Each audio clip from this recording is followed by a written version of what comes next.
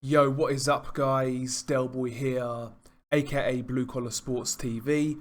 Hopefully you guys are doing well. If you're new here, smash that like, hit subscribe, all of that good stuff. So this video is a quick preview of Fight Camp Week 2, which of course is headlined by Kid Galahad versus James Jazza Dickens. What I'll do is I'll basically run through each fight on the card and give you my opinions. So yeah, takes place on the 7th of August, and of course it takes place in Brentwood, Essex at Matchroom HQ on DAZN in the UK, DAZN in the USA, headlined by Kid Galahad versus James Jazza Dickens, which in itself is a pretty strong domestic fight, made even stronger by the fact that it's got a world title on the line, and that is always good to see between two domestic fighters. Now, of course, this actually is a rematch from back in the day. These two guys first fought in September 2013. It was on the same day as Canelo versus Floyd Mayweather. And the first fight these two had actually was quite competitive, quite a good fight. Kid Galahad ended up winning that fight by a late stoppage, but it was very close throughout.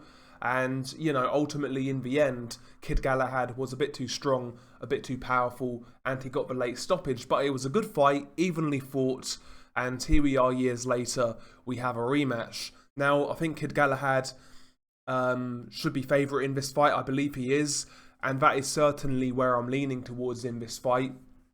I believe Galahad technically he's a very proficient fighter, does all of the basics well. Really nice sense of distance, great straight punches, really nice timing. He is a very good technical boxer, Kid Galahad. He reminds me a little bit of Kell Brook, but maybe a bit more dynamic, if I dare say that. I've always rated Kid Galahad's talents and some of the things he can do, but he's never really put it all together, in my opinion. But I do rate him as a fighter, and I believe he's the more naturally talented guy going into this fight. But James Jazza Dickens, you know, he himself's been around a long time now. As you can see, his record is 30-3. He's fought a lot of guys at domestic, European, and even world level. He's actually fought for a world title before against Guillermo Rigondeaux, and in that fight he only lasted a couple of rounds due to a broken jaw. But in the last couple of years, I think James Dickens has got a bit better. He started to develop. He recently won the Golden Contract in the featherweight division, and he looked quite good in that tournament. So, you know, James Dickens is coming into this fight in the best form of his career, so he's going to be confident. But ultimately, I am leaning towards Kid Galahad to win this fight, maybe by a late stoppage again, but more than likely on points, I would say. But a decent fight, no complaints from me.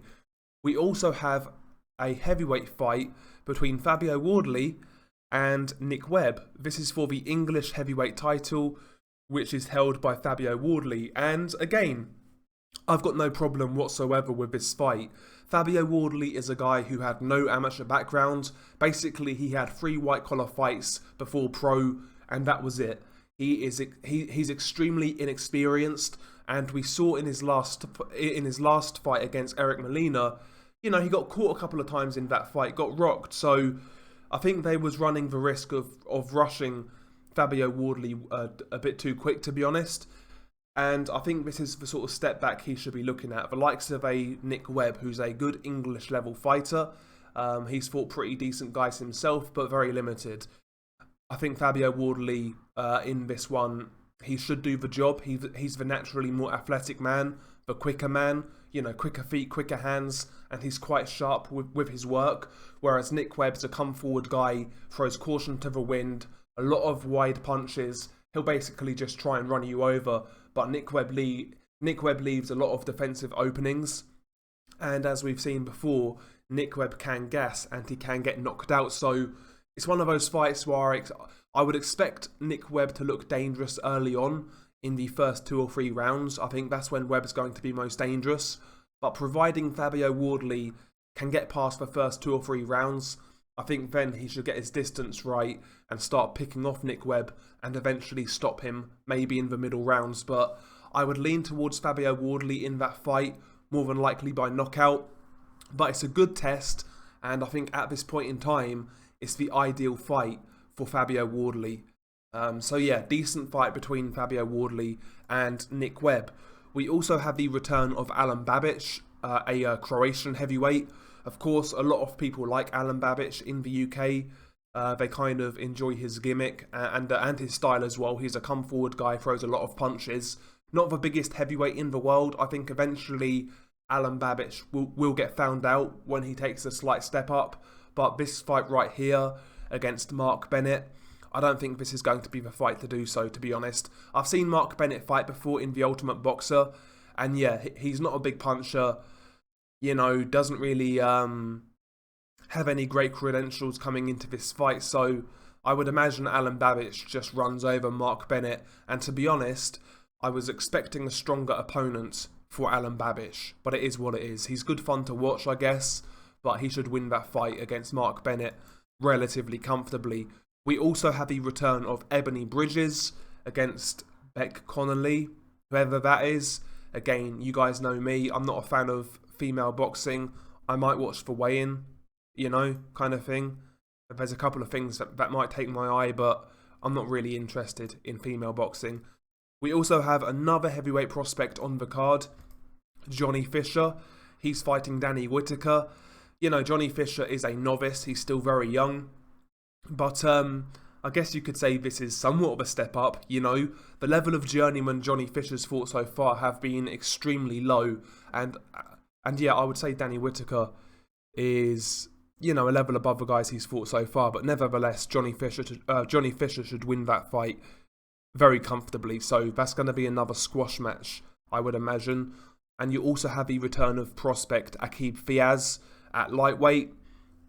Now, I've seen quite a bit of Aqib Fiaz, and to tell you the truth, I don't really rate him, if I'm being honest. I don't really see Aqib Fiaz going beyond domestic level, to be honest. That's just my opinion. Maybe I'll be wrong. We shall see. And you also have Ellie Scottney fighting as well. Again, no interest whatsoever in that fight. But, I mean, all in all, the card is serviceable, I would say. It's got a decent main event. I do like the Fabio Wardley versus Nick Webb fight. But other than that, I'll be honest, there's nothing on this card that really jumps out at me. Well, there's maybe a couple of things here, but there's nothing on this card outside of these first two fights that really get my juices flowing. You know, just prospects in there with mismatches, really. It is what it is. I don't think this card is as strong as week one. I think the main event is better, maybe, but all in all, Fight Camp Week 2, not as strong as Week 1, but I'll watch it, I will watch it, and yeah, share your thoughts below. What do you make of Fight Camp Week 2? Anything you're looking forward to in particular? Share your thoughts below.